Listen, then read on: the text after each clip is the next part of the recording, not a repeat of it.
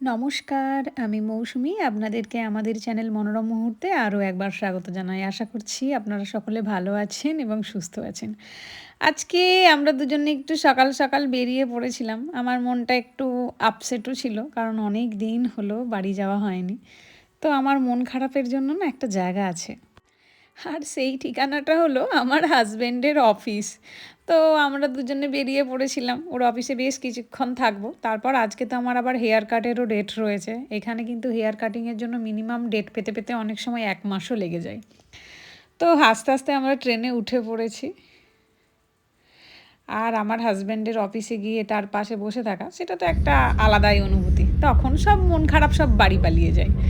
তো দেখুন বাইরের এই ভিউটা কি সুন্দর লাগছে না? এই মুহূর্তে না ইউরোপ আমার শ্বাস-প্রশ্বাসে মিশে গেছে। এখানকার মানুষদের মধ্যে যে ভদ্রতা, ভালোবাসা আর বিনা কারণে সাহায্য করার মানসিকতা, সত্যি এটা আমাকে অবাক করে। ডিসিপ্লিন এখানে শুধু একটা শব্দ নয়, জানেন? এটা একটা জীবনের অংশ। আর আমি মনে করি এই ডিসিপ্লিনের জন্যই হয়তো এই দেশটা এত উন্নত। আজ এখানে আমার সংসার, যেটা আমি কোনোদিনও স্বপ্নে ভাবিনি। কিন্তু জীবন ঠিক নিজের মতো করে পথ তৈরি করে নেয়। সব কিছুর পিছনেই শুধু একটা অনুভূতি আর বলতে পারেন মা কালীর আশীর্বাদ। আসলে কি বলুন তো, ক্যামেরার বাইরে থেকে দেখলে হয়তো মনে হয় বিদেশে গিয়ে জীবনটা হঠাৎ খুব সহজ, খুব সুন্দর হয়ে যায়, তাই না? ব্র্যান্ডেড ব্যাগ, কখনো দেখছেন গুচির ব্যাগ, ম্যাকের লিপস্টিক, ডায়মন্ডের গয়না, সব কিছু যেন এক ঝলকে চোখে পড়ে। এই জায়গাটা আমার হাসব্যান্ডের একদমই অফিসের সামনে। কি সুন্দর দেখুন, গাছে গোলাপগুলো হয়ে রয়েছে। হ্যাঁ, যেটা বলছিলাম, সব কিছুই ব্র্যান্ডেড, তাই না?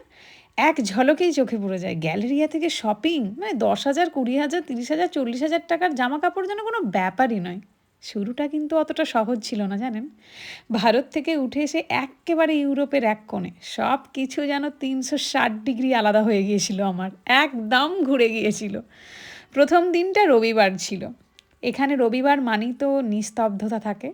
রাস্তায় মানুষ সেরকম দেখতে পাবেন না। এই দেখুন, চলেই এসেছি কাছাকাছি।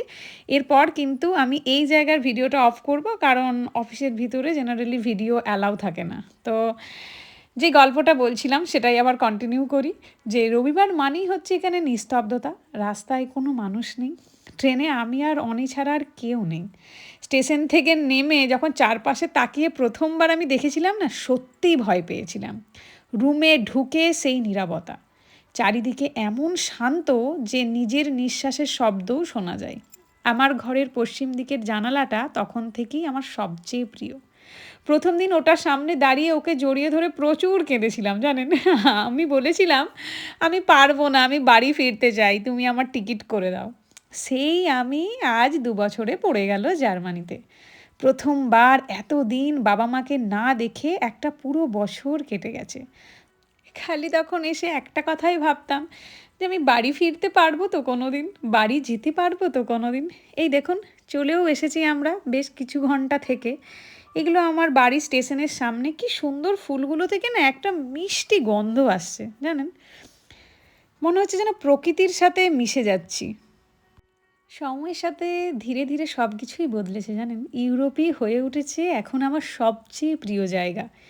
এখানকার এই নীরবতাটাই এখন আমাকে শান্তি দেয়। আগের মতো বেশি শব্দ আমার আর ভালো লাগে না। দাঁড়ান দাঁড়ান, আগে আপনাদের সাথে পরিচয় করিয়ে দিই। আমাদের বাড়ির পিছনের যে চেরি গাছটা আছে না, তার নিয়মিত অতিথির সঙ্গে।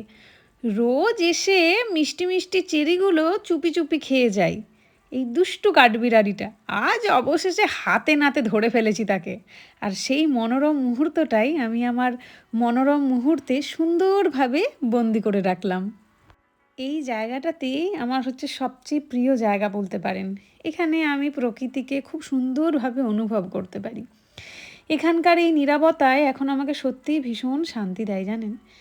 আর অনি এখানে পুদিনা চিকেন বানাচ্ছিল। তো ও খুব ভালো এটা বানায়। তো আমি ওর পাশে দাঁড়িয়ে দাঁড়িয়ে শিখছিলাম, কারণ এই রান্নাটা আমি সত্যিই জানি না। কখনো কখনো আমরা দুজনে কথা বলি, ফোনটা একদম হাতে নিই না। আবার এমন দিনও যায় বাইরে ঘুরতে গিয়েও ফোন নিয়ে বের হয় না। প্রকৃতির সঙ্গে মিশে যেতে ইচ্ছে করে। ছোটোবেলায় মনে পড়ছে আমি আর বুনি যখন ছাদে শুয়ে তারা গুনতাম। হ্যাঁ, কিন্তু বেশ কিছু বছর আগেও শহরের দূষণে সেই আকাশে আর সেই তারা দেখা যায় না। ইভেন আপনারাও খেয়াল করবেন হয়তো। এখানে এসে আবার সেই আকাশটা ফিরে পেয়েছি। হলুদ এখানে আলো, সবসময় যে আমরা যে হলুদ ডুম জ্বালতাম সেই রকমই বাল্ব এখানে জ্বলে। রাতের আকাশে ভরা তারা, কখনো কখনো নর্দার্ন লাইটস, যা সত্যি অবাক করে দেয়। আর আমার সেই পশ্চিমমুখী জানালা প্রতিদিন নতুন একটা আকাশ দেখায়, মনে করিয়ে দেয় ভয় থেকে ভালোবাসা। এই পথটা কিন্তু সহজ ছিল না। দেখুন ডেজিগুলোর মাথাগুলো কীরকম দুলছে হাওয়ায়। এখানে প্রতিটা মুহূর্তই ছিল আমার জন্য শেখার। আজ আমি আর আগের মতো সেই ভীতু মানুষটা নেই। আজ আমি নিজের গল্পটা নিজেই লিখছি একটা নতুন আকাশের নিচে। এরপর কিন্তু আমাকে একটু তাড়াতাড়ি পা চালাতে হবে, কারণ আজকে আমার হেয়ার কাটের ডেট আছে। তো আস্তে আস্তে আমি সেখানে চলেও গিয়েছিলাম। আর এই দেখুন, এটা হচ্ছে আমার হেয়ার কাট। কি সুন্দর লাগছে না? আসলে ভালো না লাগলেও না আমার সত্যিই কিছু করার নেই। কারণ জার্মানিতে থাকতে থাকতে ১-২ মাস ছাড়া ছাড়াই আমাকে চুলটা কাটতে হয়। কারণ এখানকার আবহাওয়া বেশিরভাগ সময়ই ঠান্ডা থাকে। এতে চুলে খুশকি হয় আর চুল পড়াও প্রচুর বেড়ে যায়। তার উপর এখানে জলটা তো হার্ড ওয়াটার, তাই চুলে মিনারেলও জমে যায়, চুল ড্রাই আর রাফও হয়ে যায়।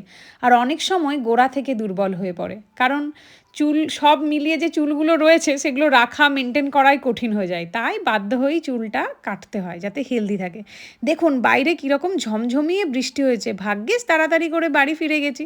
যাক, আপনাদের ব্লগটা কেমন লেগেছে অবশ্যই জানাবেন। যদি ভালো লেগে থাকে লাইক, শেয়ার, কমেন্ট করবেন। আপনারা প্রত্যেকে ভালো থাকবেন, সুস্থ থাকবেন।